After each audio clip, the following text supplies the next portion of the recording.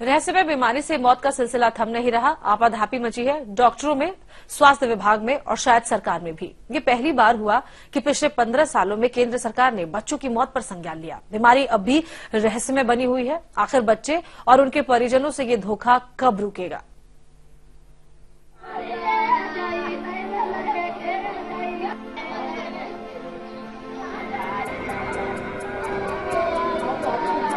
ये मौत की चित्कार है। ये चित्कार है उस माँ की जिसने 9 माह कोख में पाला।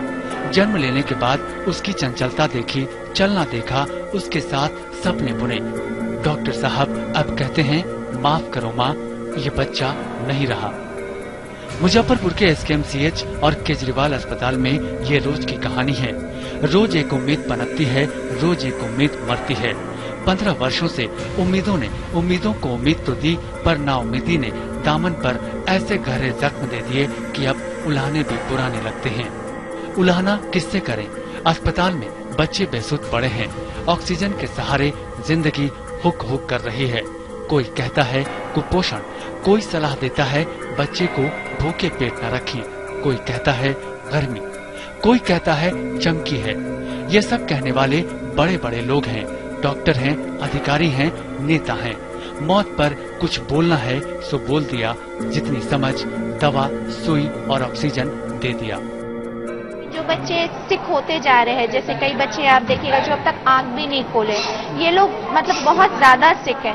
इसमें ये लाइन ऑफ ट्रीटमेंट बस उनको एक तरह से सांस लेने में हेल्प कर रहा है, एग्जैक्टली पूरी तरह से ठीक नहीं कर रहा है। ये तो धोखा ही है ना। बीमारी का इलाज कहाँ हुआ? डॉक्टर भी बेबस हैं। ऑक्सीजन के सहारे बच्चे को जिंदा भर रखा जा रहा है। माँ बाप उम्मीद पाले बैठे हैं कि बच्चा ठीक हो जाएगा। चिराग बुझते ही डॉक्टर का मन भी छोटा हो जाता है, लेकिन करें क्या?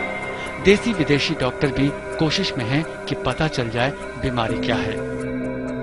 अमेरिका के एटलांटा जो CDC एटलांटा के जो लोग हैं, वो टीम भी हमारे यहाँ आ रही है, उसके डॉक्टर्स भी हमारे यहाँ है और ये प्रयास जारी है कि साहब इसका हम कारण पता लगे। इनकेफेलाइटिस के जो कारण है उसमें जो वायरसेस होते हैं इंडिया में, वो कोई भी वायरस अभी तक पाया नहीं गया है। अपने बीमार बच्चों के सामने दूसरे बच्चे को मरता देखना किसी भी माँ बाप को झकझोर दे रहा है।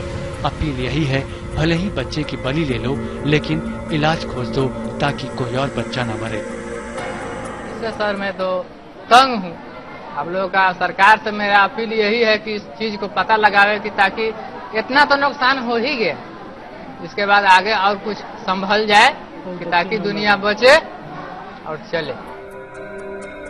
बीमारी का पता नहीं, इलाज कहां से ढूंढे? 15 वर्षों में ब्रेन और लिवर टिश्यू की जांच तक नहीं हुई।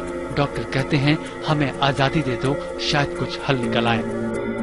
सरकार से यही रिक्वेस्ट है कि वो हम लोग को फुल फ्लेजेड एक आजादी दे और हेल्प करे कि हम लोग इस वायरस का पता कर सके और साइंटिफिक तरीके से ब्रेन टिश्यू और लिवर टिश्यू का इनोकुलेशन हो सके और वायरस का पता करके इसका एंटीबायोटिक या क्या ट्रीटमेंट हो सकता है उस लेवल तक पहुंचे। अगर पहले से हुआ रहता तो इतने पेशेंट्स नहीं आते और इतनी डेथ्स हर साल नहीं होती। आखिर लक्षणों के आधार पर कब तक मौत का इंतजार होता रहेगा? 15 वर्षों से क्यों सरकारें सोती रहीं?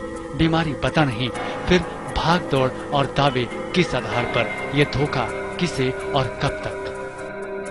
बच्चे मर रहे हैं, माँ बाप विलाप कर रहे हैं। डॉक्टर पशुपेश में हैं कि इन बच्चों को कैसे बचाए। इलाज है नहीं, बीमारी क्या है किसी को पता नहीं।